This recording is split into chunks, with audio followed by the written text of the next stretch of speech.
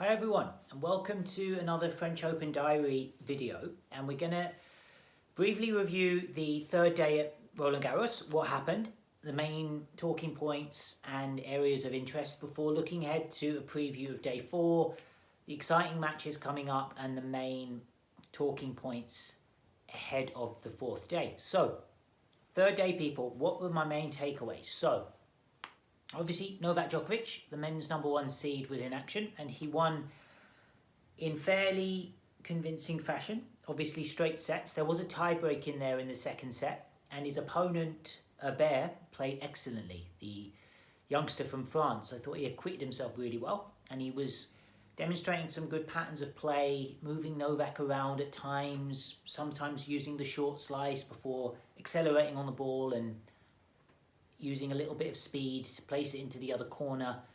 And Djokovic, from his perspective, I think he'll be happy because he's had a good run out. He's been able to experience the court, get a feeling for playing in the Roland Garros again on the Philippe Chatrier court. And he also would have had an opponent who he could feed off because he was giving him quite a consistent weight of shot, let's say, although the direction was varied. So in that sense, Djokovic was able to practice his movement side to side, and he had a nice opportunity to get in rhythm with his baseline shots. So I think overall, it was actually a decent enough match for Djokovic and just what he would have wanted, I think. So yeah, I think that was a pretty good start, people, for Novak. And then one of my favourite matches of the day was an all-Australian first round clash between Alexei Popyrin and Thanasi Kokkinakis, and it was an epic 5-setter that swung one way and then the other.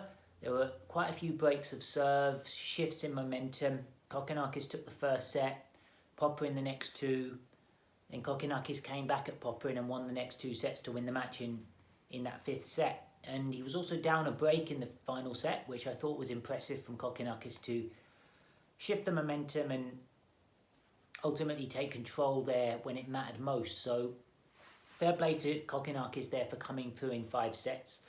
Also, Sabalenka and Rybakina both winning their matches fairly comfortably on the women's side. They both looked assured and were hitting the ball well enough, and I think demonstrating that they're coming into this tournament in a good place with their form. So I think that was impressive from both of those players. And then we had Taylor Fritz winning, the American, who lost the first set but was able to again find his form for sets 2, 3 and 4 to win in 4 sets, which was excellent from Fritz.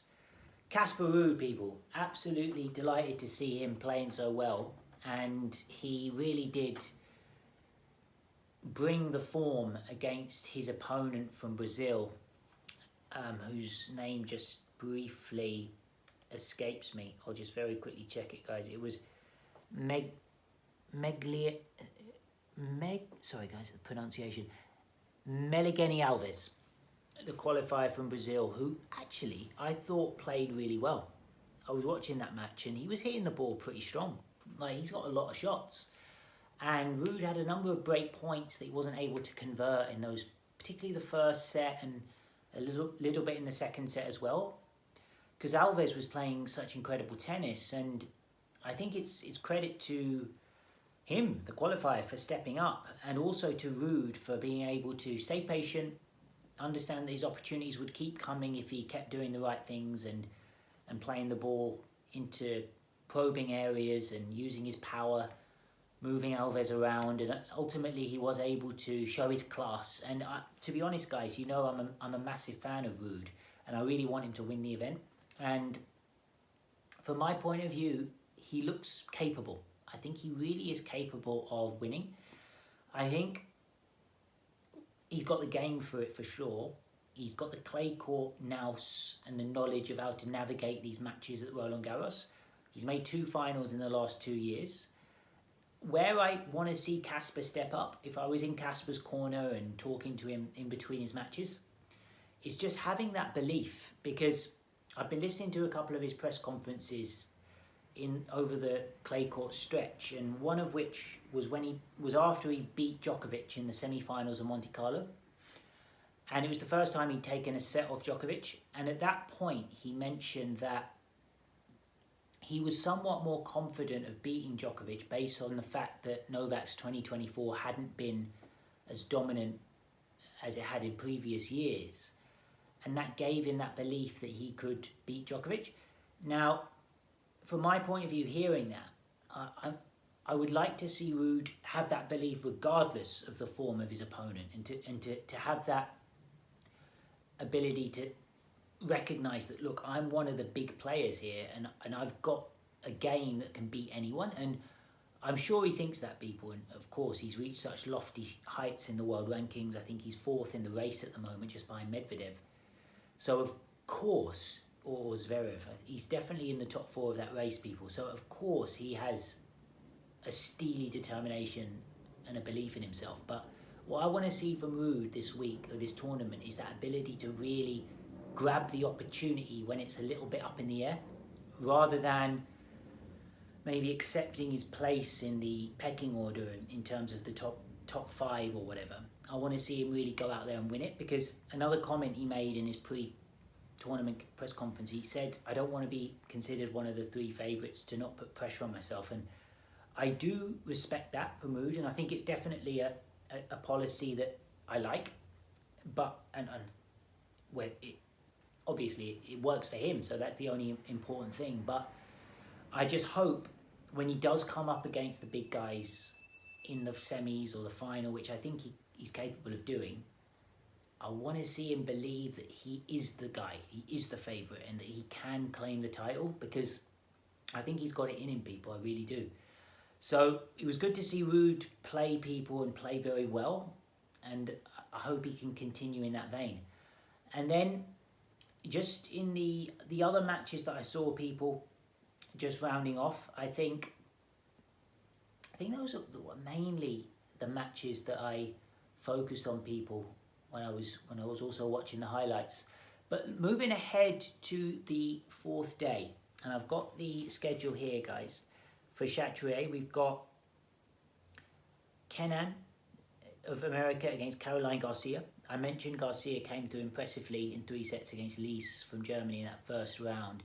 De Jong, who beat Draper so impressively in the first round in 5 sets, he's playing Alcaraz. Now that'll be an interesting one, because obviously I mentioned, people, Alcaraz in his first match was very impressive, but he did even acknowledge in his post-match interview with Tennis TV that he maybe is still thinking about the forearm injury a little bit, and he's not fully letting rip just yet. So let's see if he is able to flick up those gears and find his top form.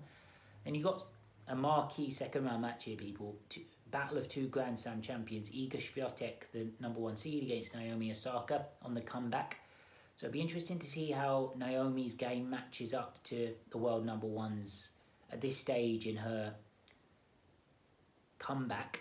And then you've got Richard Gasquet, the French veteran, against Yannick Sinner, the 2nd seed. So that's going to be in the night session, people, one to watch as well. Sinner looked good against Eubanks in his first match, I thought. And then Suzanne Lenglen, we've got Tsitsipas against Altmaier. I expect Steph to really stamp his authority in his class on that one, because he's such a good player, such a good clay courter, and it's good to see him finding that form here in 2024 in the clay court stretch. Obviously, he won Monte Carlo, and he is one of my contenders to win, people. I think Tsitsipas has got the game to win. So let's see how that goes. He's reached the final here before as well. Then we've got Osorio of Colombia against Jabeur of Tunisia. Now, Jabeur, obviously the 8th seed, former Grand Slam finalist at Wimbledon. Be interesting to see if she can continue the form she showed against Vickery in her first match. I think Osorio will be a test, but I expect Jabeur to come through. We've got Rublev against Martinez. After that, Rublev the 6th seed. He won in Madrid, so that'll be interesting to see how that one goes. And then we've got Coco in action last on Lenglen. She's playing Zidansek. Excuse me if I've got that pronunciation wrong. There in the 2nd round. And then on the Simone Mathieu court, we've got Hurkacz against Nakashima. We've got Sinikova against Paquet, and we've got Collins against Danilovic. Danielle Collins, people, I've mentioned as well. She's having a rip-roaring 2024, a fantastic season, and interesting to see if she can continue that here in the French capital. And then last on that final show court is Moutet against Shevchenko.